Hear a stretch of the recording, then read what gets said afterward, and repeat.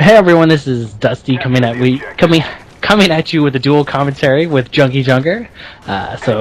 Say your greetings, JJ. I don't want to say my greetings. You don't want to say your greetings? That's fine. So what we're bringing you guys is, of course, we're bringing you a headquarters game at firing range with myself, JJ, and a couple of the guys we run with. But for your enjoyment, you guys can watch that while we talk about some Modern Warfare 3 stuff. In Modern Warfare 3, they are introducing the point streaks, or the kill streaks, point streaks, whatever they call them, which is kind of nothing new. If you've ever played Homefront, they had that system in there, which I kind of liked it. You could get like a defensive point streak or an offensive point streak, whether you wanted to help your teammates out defensively or offensively, which I think is kind of a cool idea, instead of just going like 3 kill streaks and you get a spy plane or an RCXD or what have you, and so on and so on. I think it's going to bring a lot more competition. I mean, there's a lot of competition already on, but I think I think people are going to think about it a little more than just running with the same kill streaks every now and then. So I mean, that's pretty much what I have to say about their point system. What do you have to say, JJ? Yeah, I like the idea of the point streak. I think they used it in Medal of Honor. I liked how you could do the objective based and still get points, and you didn't have to just kill whore. And I like it because I'm an objective player, and I prefer to play that way, so I don't have to worry about somebody getting 100,000 kills and me just sitting there like, oh yeah, my game's just as good as yours because I captured all the objectives. Like, I finished, I think today even, I had a game where I had 25 less kills than the next, the highest guy, and I still finished top on our leaderboards because I captured all the HQs and everything like that. So I like the idea of having this point streak. So that's my 2 cents. And honestly, I mean, you get more points for capturing the objectives. So I mean, I'll stay back, and capture the objective, and try and defend it as best I can. But I mean, I'm not one to kill whore. I like to just kind of play around. I like to support the team instead of just going around and playing team deathmatch, an objective-based game, because that's not going to win you the game. Exactly. But the only thing I don't want to have happen is things like triple capping on domination, just because somebody wants to get their point streak higher. I still think the way to play domination in certain game types is to let the other team have a certain, probably just domination, because I guess there's really no other way of explaining it. But yeah, domination, triple capping is just not the smartest thing to do, and I hope that randoms finally, well, no, they won't. They will never understand how to actually play the game, but just don't obviously run in, just try to get their point streak up. I hope that there's a way to deter that, but I know there won't be. You can't give BK Randy that much hope. Because I mean, there's always going to be someone that kind of messes it up for the rest of everyone else, rest of everyone. Another thing, with, of course, Modern Warfare 3 coming out this year, we also have Battlefield 3, which I think will give Activision a run for their money, because I mean, graphic-wise, I mean, it's purely, I mean, it's beautiful. If you've ever seen any of the gameplay, if you've gotten on the alpha, and I know the beta's coming up here within, I think, a month or so, which should be pretty awesome.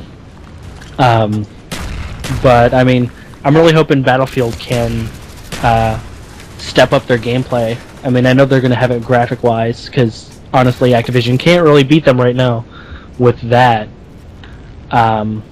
But it should be interesting to see what happens this year between the two giants of first-person shooters.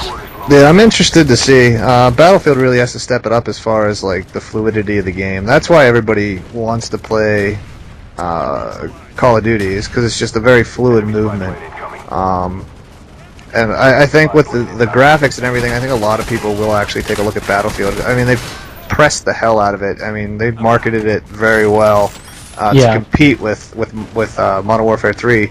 So I'm interested to see just how well it actually does with all this money being thrown into it. I mean, EA never really pursued, I guess, the marketing side of like Battlefields for the most part. At least not as much as Activision did with Call of Duty. So I'm interested to see. They're throwing a whole bunch of money. Activision's throwing a whole bunch of money. I think it's great for gaming.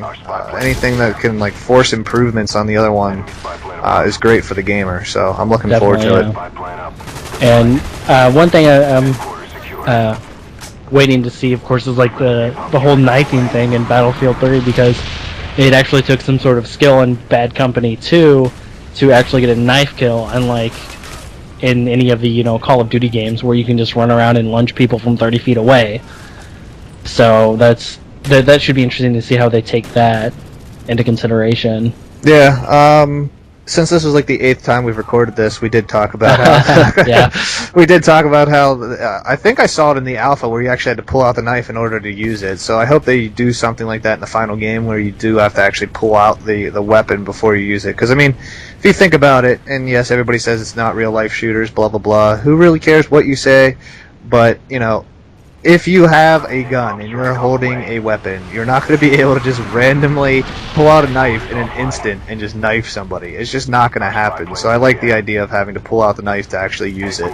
And I think they did it in like Counter-Strike. They've done it in previous games. So I mean, it does work.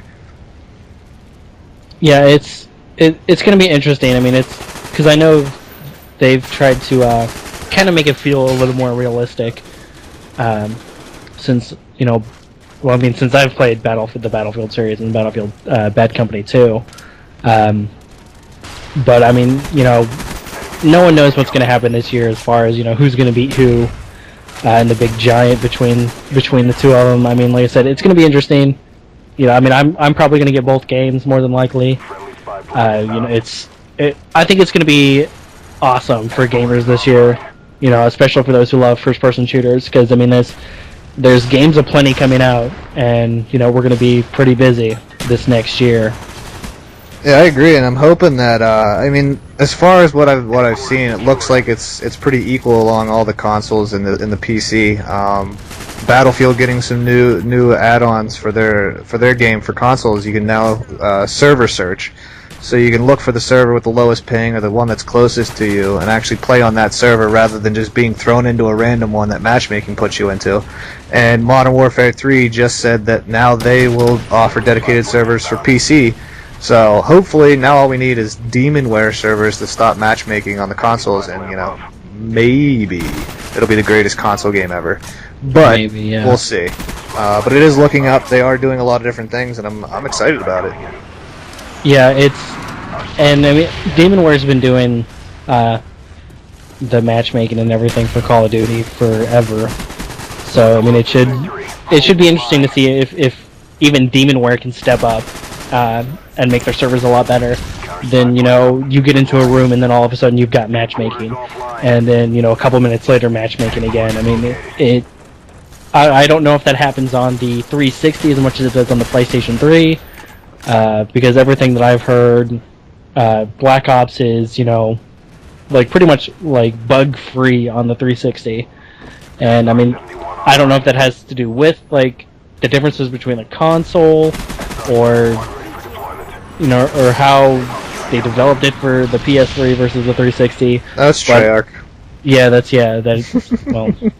we could be blunt. It's Treyarch. Yeah. I kind of see it as unfair to the gamers, but it's really whatever. At this point in time, they've already done their damage, so we'll have to see what if Infinity Ward can fix it for them. Yeah, I'm looking forward to it. All they really needed to do to make Black Ops probably the best Call of Duty ever was to have hit detection. And I think hit detection has to do a lot with the servers. So yeah. And you don't get a lot of hit detection, but that's game, guys. So it's pretty much a flawless game, 250-0, with JJ going 31-11 and myself going 35-11. So check out both of our channels, and hopefully we'll see you guys soon again. And just one thing, I love badgers. I hate badgers. They can all die. Alright guys, we'll see you next time. Bye. Bye. Bye. Bye. Anyway, so that was pretty good. That was good.